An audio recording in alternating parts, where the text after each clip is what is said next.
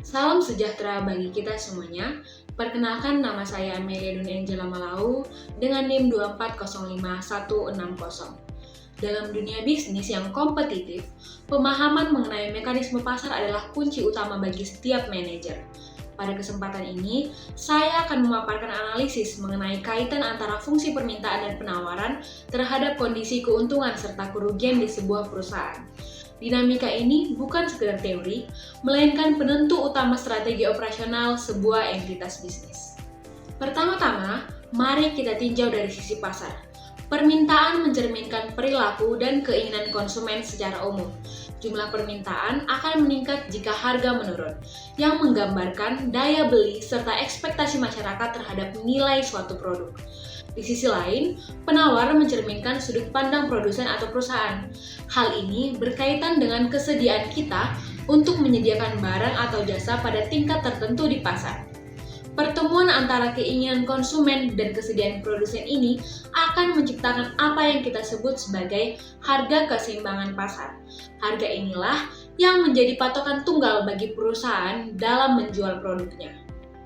Lantas, bagaimana harga pasar ini berkolaborasi dengan struktur biaya perusahaan untuk menciptakan keuntungan?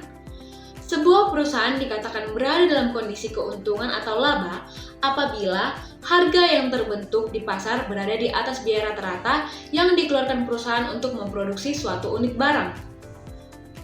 Dalam konteks manajerial, ini berarti perusahaan berhasil melakukan efisiensi internal yang baik.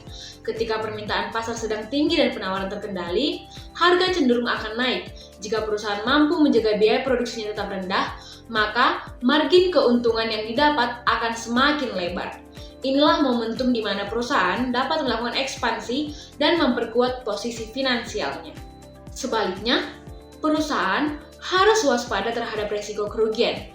Kondisi ini terjadi apabila harga keseimbangan pasar jatuh di bawah biaya rata-rata produksi perusahaan.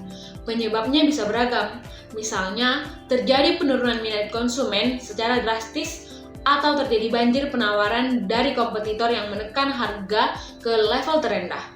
Ketika harga jual di pasar tidak lagi mampu menutupi total biaya operasional, perusahaan akan mengalami defisit. Jika kondisi ini berlanjut tanpa adanya inovasi produk atau efisiensi biaya yang radikal, perusahaan akan menghadapi ancaman kegagalan bisnis.